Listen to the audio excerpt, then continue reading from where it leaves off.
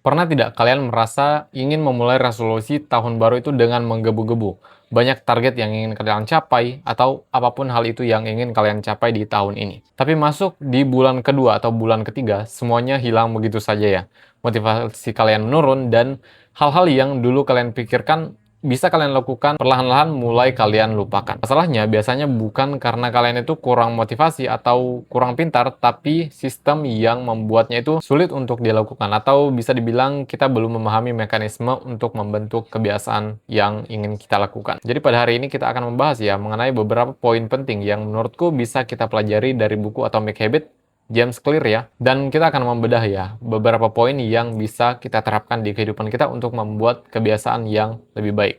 Oke, jadi kita masuk ke poin utama, yaitu kekuatan 1%. Karena secara fundamental ya, kebiasaan atau perubahan besar dalam kehidupan kita itu terasa sangat membosankan ya. Perubahan besar itu terasa membosankan di awal. Nah, disinilah kita bisa menerapkan ya yang namanya konsep 1% lebih baik di setiap harinya. Jadi jangan bayangkan 1% ini kecil ya. Bayangkan begini, 1% di setiap hari ya. Selama 1 tahun misalnya. Selama 1 tahun, kalian akan menjadi 37 kali lipat lebih baik daripada posisi kalian saat ini. Tapi biasanya kita sering terjebak di mana kondisi kita itu merasa sudah melakukan apa yang harus kita lakukan tapi belum menemukan atau belum menampilkan ya hasil dari apa yang kita usahakan itu. Itu bukan berarti tidak ada hasil ya, tapi energi itu sedang tersimpan. Jadi bayangkan seperti ini. Ibarat es batu yang dipanaskan dari suhu minus 5 derajat ke minus 1 derajat ya. Itu belum terjadi apa-apa. Tapi ketika menyentuh 0 derajat ya, es batu itu sudah menampilkan perubahan yang signifikan ya,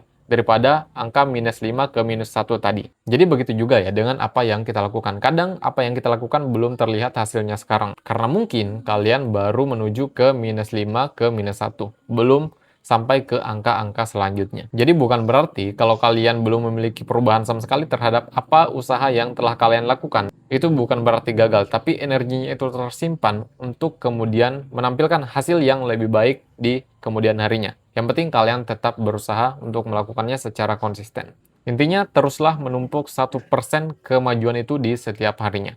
Oke, jadi kita langsung masuk ke poin yang kedua. Jadi poin kedua yaitu fokus pada sistem, bukan pada tujuan. Jadi banyak orang yang mengalami kegagalan karena mereka terlalu fokus pada garis finishnya. Jadi pelajaran yang bisa kita ambil dari poin ini yaitu jangan terlalu fokus pada tujuan, fokus pada sistemnya. Walaupun ya tujuan itu memang penting untuk menunjukkan arah ya, kemana arah yang ingin kita tuju. Tapi yang harus kalian tahu yaitu sistem itulah yang membuat kalian itu terus maju, bukan tujuan yang terus membayang-bayang di kepala kalian. Jadi yang dibilang sistem itu seperti ini, daripada kalian terobsesi untuk menerbitkan buku setebal 300 halaman ya, lebih baik kalian fokus pada sistem di mana kalian menuliskan sekitar 200 kata di setiap harinya. Contoh lain misalnya jika kalian terobsesi untuk menjadi konten kreator atau apapun itu, fokus saja untuk tag video di setiap harinya ya.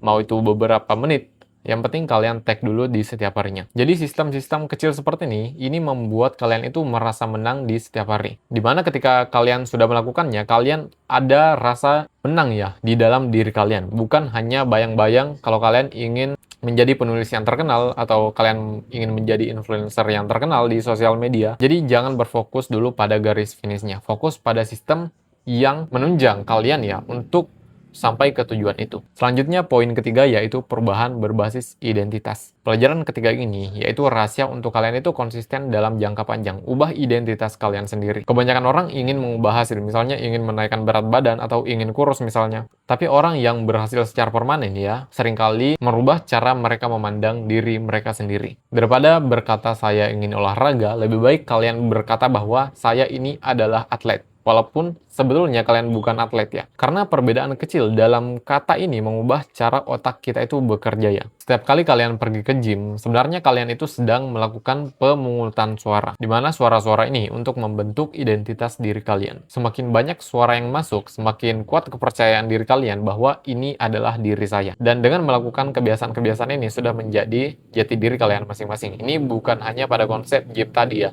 Misalnya dalam konsep konten kreator atau apapun itu, rubahlah identitas diri kalian sendiri. Atau misalnya lagi kalian punya teman atlet atau konten kreator atau apapun itu, kalian sendiri itu sebenarnya memberikan suara ya kepada teman kalian. Kalian menganggapnya sebagai konten kreator, sebagai atlet, di mana suara-suara ini membentuk identitas teman kalian sendiri. Jadi semakin kuat identitasnya, semakin meningkat juga ya kepercayaan diri teman kalian, karena semua lingkungannya mengatakan itu kepada dirinya sendiri. Nah, selanjutnya poin keempat yaitu lingkungan itu lebih kuat ya daripada kemauan diri kalian sendiri. Kita sering kali ya menyalahkan kemauan diri kita itu ketika kita gagal. Padahal sebenarnya lingkungan itu juga berpengaruh penting terhadap keberhasilan yang ingin kita capai. Di mana pelajaran keempat ini, kita bisa mendesain ya yang namanya lingkungan kita untuk bisa membentuk kebiasaan positif, dan sangat sulit untuk kita itu membuat kebiasaan yang negatif. Karena pada dasarnya manusia itu adalah makhluk visual. Kalau kalian ingin lebih sehat ya, atau ingin lebih rajin minum air putih, kalian harus meletakkan ya botol minum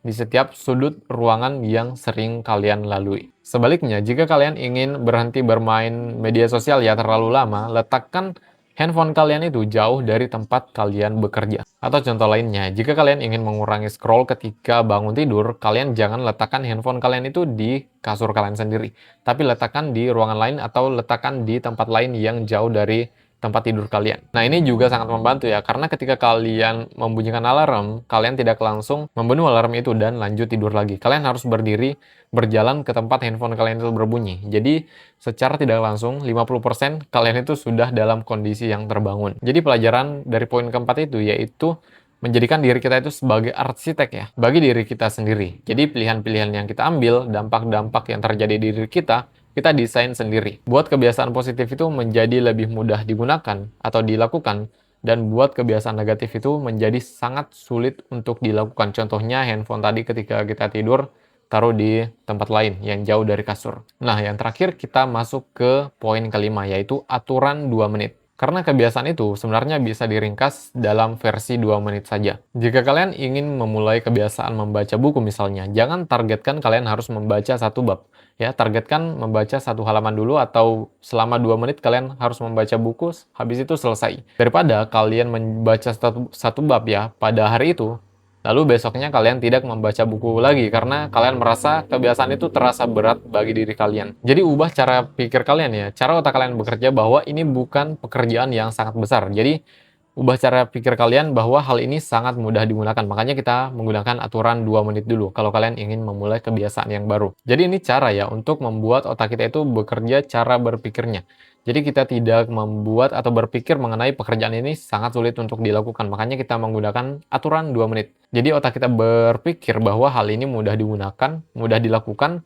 Jadi besoknya kita akan melakukannya lagi. Nah, begitu kalian memulai, momentum itu akan membawa diri kalian itu lebih jauh. Yang dimana kalau kalian membaca 2 menit, kalian belum merasa cukup, besoknya kalian membaca 5 menit lagi. Dan begitu pun seterusnya. Oke, jadi itulah 5 pelajaran penting ya. Menurutku patut kita terapkan di kehidupan sehari-hari untuk membentuk kebiasaan positif. Karena kebiasaan itu tidak datang dari kejadian besar dalam waktu semalam saja. Itu dibentuk sedikit demi sedikit.